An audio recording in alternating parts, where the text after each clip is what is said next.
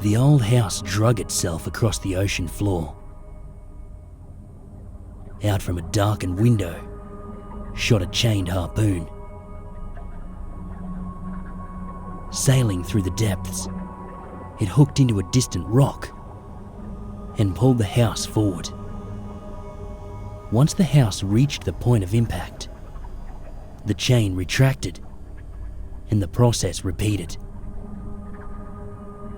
A tedious and bizarre thing to behold. This monstrous patchwork of Victorian homes trudging through the ocean deep like a mechanized octopus. The B-3 nuclear submarine and its crew followed from a safe distance. Captain Harvey didn't ask questions. He followed orders. When strange sightings occur, monitor from a safe distance and wait for them to return below ground. If they don't return below ground, use all necessary firepower to deal with the problem. Either way, most of them were harmless, fleeting apparitions and nothing more. But the ones that weren't. This had been going on for about 3 weeks now. The old house pulling itself closer and closer towards the first continental rise. Past that line, and it's game over. Get the firepower ready, said Captain Harvey, hunched over in the claustrophobic sonar room, eyes on the radar blip. Yes, sir, said the first mate, leaning over a mic and pressing talk. Tracking party, man your stations, he said. Forward room. Order of tubes is 1, 2, 3, 4. Depth charges, said Captain Harvey, eyes not leaving the radar blip. Rig for depth charge. Forward room. Shot number 8. Ballist by hand. Captain Harvey sat back down in his chair, eyes closed. He took a slow, deep breath.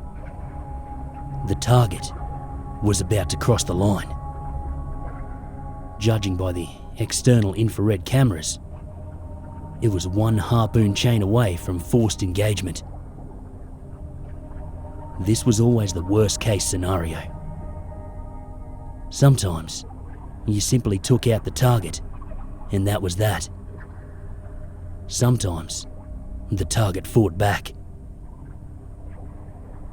There weren't any stories of that scenario because there weren't any survivors. Ready on your orders, sir, said the first mate. The captain nodded, hands steepled as he hunched over the radar. He looked up at the camera screen. The old house sat still in the water, the long chain retracting back into a second-story window. This was it.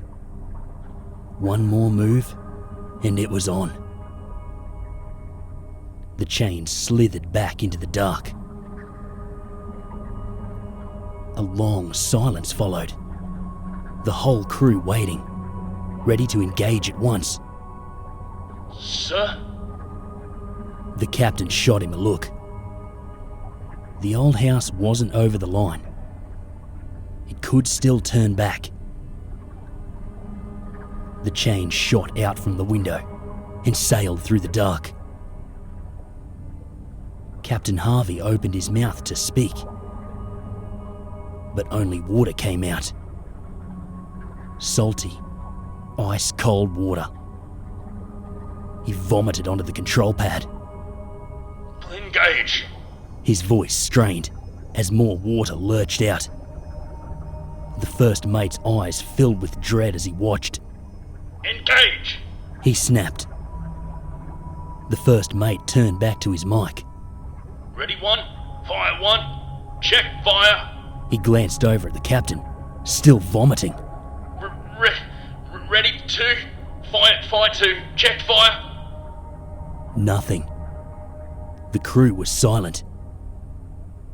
The first mate looked back over his shoulder, down the narrow hallway, past the mess hall.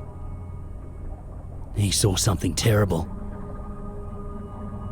A crew member stood pinned straight in the middle of the hallway, eyes wide, mouth clenched shut, frozen, as though constrained by an invisible straitjacket.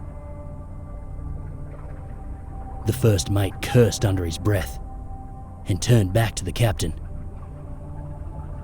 Captain Harvey wiped his mouth and cleared his throat, finally done vomiting. "Sir, the crew," said the first mate. The captain looked into his eyes and opened his mouth to speak.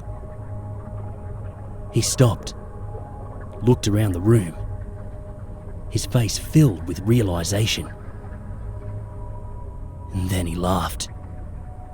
He laughed louder and louder, hands slapping against his knees, head thrown back. The first mate looked around, wondering what the captain realised.